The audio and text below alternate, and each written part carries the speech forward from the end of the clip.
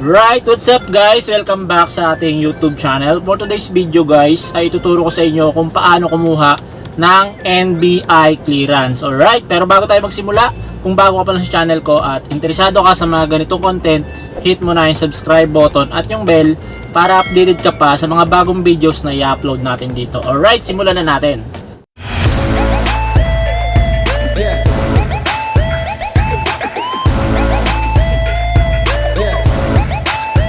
Alright guys, so eto nga pala yung aking NBI clearance na kakukuha ko lang. So guys, napakadali lang kumuha ng ganito. Kailangan mo lang sundin yung mga step para hindi ka na mahirapan na kumuha ng NBI clearance. So kailangan yung NBI clearance lalo na pagka nag-a-apply kayo ng mga trabaho. So primary requirements itong NBI clearance. So si NBI clearance guys ay literal na nakaprint lang siya sa papel, no? So nakaprint lang siya sa papel. Hindi siya katulad ng police clearance na pwede kang kumuha ng ID card. Maliit lang yun, pwede nyo ilagay sa mga wallet nyo. And then si NBI clearance guys ay valid for 1 year. So isang taon yung validation nito, mas matagal kumpara sa police clearance. Si police clearance kasi is valid lang for 6 months. So dalawang kopya yung binibigay kapag kumuha kayo nito. Yung isa may nakalagay na personal copy. So kung kailangan original yung ipasa sa trabaho nyo, pwede nyo ipasa yung itong isa tapos maiwan sa inyo itong isa. So ngayon ituturo ko sa inyo step by step kasi hindi na ngayon pwedeng mag-walk-in kapag kukuha ka ng NBI clearance. So kailangan mo munang dumaan sa online appointment para pagdating mo dun sa branch ng NBI na malapit sa inyo, diretso ka na kagad dun sa step 3 which is yung kukuha ka na ng litrato tapos thumb mark then pirma. Tapos nun mag-aantay ka lang ng ilang saglit tapos pupunta ka na sa releasing, makukuha mo na itong iyong NBI clearance. So ganun lang kadali guys para iwas hassle, iwas pila, sundan nyo lang yung step na ituturo ko sa inyo. Alright, tara! So guys, ito na yung ating step 1. So punta kayo sa inyong mga Google. So make sure na meron kayong internet connection or data. So pagpunta nyo yan, click nyo yung NBI clearance online. So ang lalabas, ito.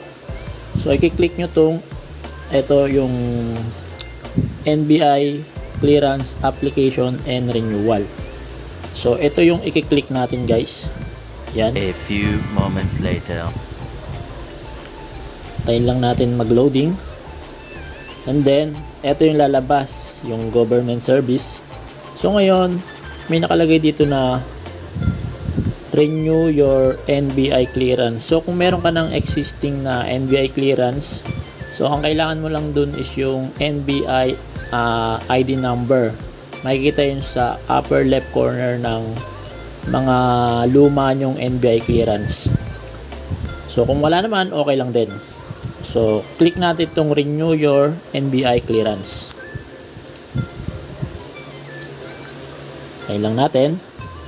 And then ayan, pili ka na lang dyan, English or Tagalog. Syempre, English na. Agree, click natin. And then, ayan, advisory lang yan. Close na natin yan. Close na rin natin yan. So, ito, NBI clearance online renewal. Yun nga, kung meron ka ng existing na NBI clearance, kailangan mo na lang yung NBI ID number. Pero kung wala naman, kailangan mo rito mag-register. So magre-register tayo dito. Ayan, lalagay mo yung pangalan mo dito sa first name. Tapos yung apelyido sa surname. Mobile number. Make sure na yung mobile number na ilalagay nyo dito is yung ginagamit nyo. Kasi dyan magte-text yung notification. Lagay nyo yung birthday. Yan. Tapos dito yung inyong NBI ID number. So kung wala naman yan, syempre yung no yung i-click nyo. Kasi nga, wala na kayong existing NBI clearance. So bago na. Kapag bago, mas marami kang ilalagay. So ayan, gender, civil status, birthday. Tapos yan, pipila pa mo lang lahat yan. Tapos dito sa email address na ilalagay nyo guys, dapat yung active. Yung gumagana.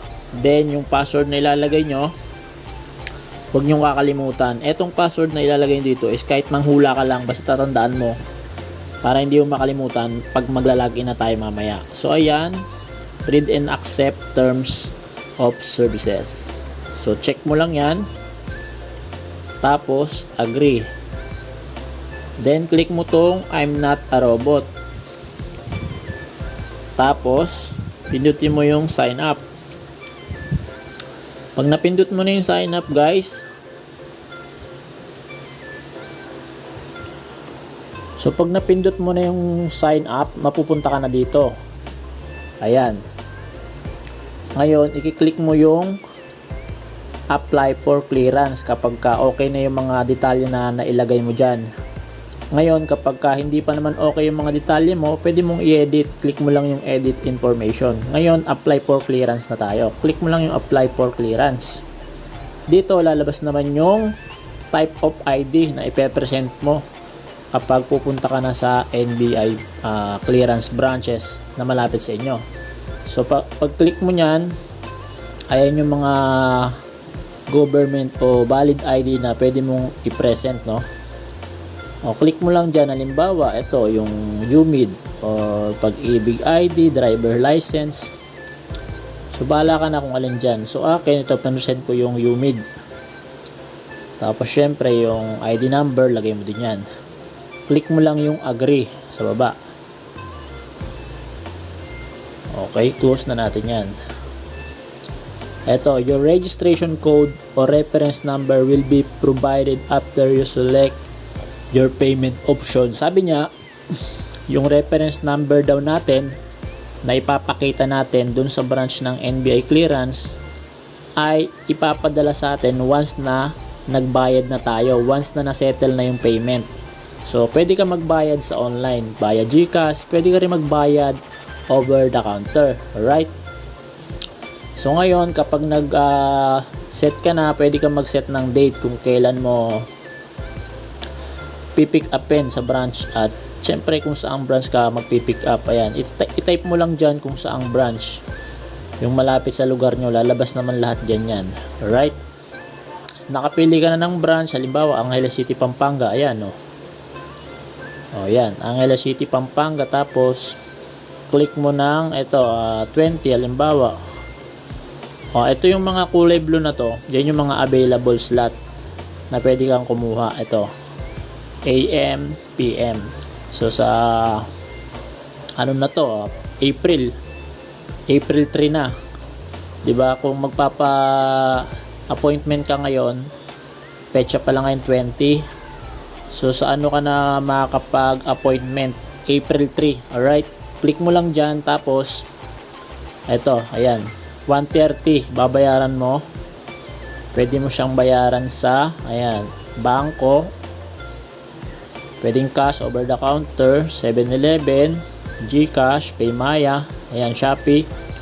O basta pumili ka na lang dyan. Tapos, kapag nag-proceed na kayo sa payment guys, so may lalabas na reference number. So, eto yon. Yan yung ilalagay yung reference number kapag mababayad na kayo sa GCash or kung saan nyo man gustong bayaran. And then kapag nakapagbayad na kayo guys, makikita nyo naman sa status na ipapadala sa inyo is paid na yung nakalagay. Tapos guys, yun nga palang ilalagay nyo dun sa purpose is multi-purpose clearance para malawak yung paggamit nyo ng NBI clearance nyo. Marami siyang pwedeng paggamitan kapag ka multi-purpose clearance yung nilagay nyo. Tapos guys, etong reference number na to sa itaas is tatandaan nyo yan. Kung hindi nyo siya may screenshot, ilista nyo na lang.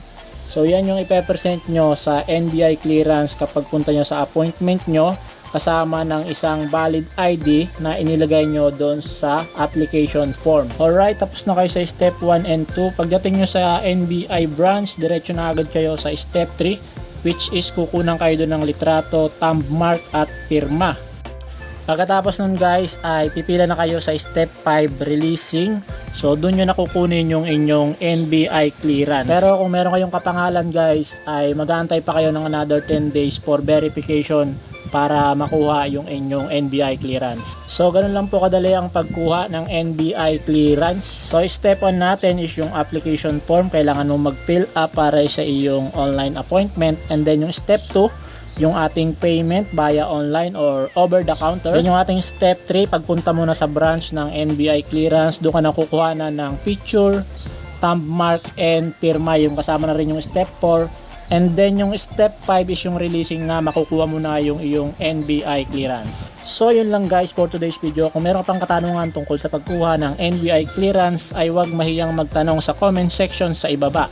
Hanggang dito na lamang po at maraming salamat sa panonood.